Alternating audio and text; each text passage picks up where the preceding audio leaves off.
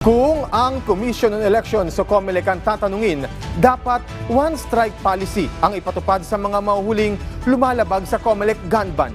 Sinabi yan ni COMELEC Chairperson George Erwin Garcia sa panayam sa kanya ng Radyo Pilipinas, kasunod ng isinusulong na lifetime ban ng Philippine National Police. Giit ni Garcia, dapat turuan ng leksyon ang mga gun ban violator dahil dalawang batas ang nilalabag nila kung walang exemption sa COMELEC. Panawagan pa ng COMELEC sa PNP, paigtingin pa ang pagbabantay habang papalapit ang eleksyon, lalo na sa loose firearms. Sa ngayon, umabot na sa 2,200 individuals ang naaresto dahil sa paglabag sa COMELEC gun ban. Para po sa akin, dapat dito strike one policy ang ating apply sapagkat alam nyo, hindi lang, dalawa po kasi ang malalabag kapag sila ay nahulihan ng baril na wala pong exemption mula sa COMELEC.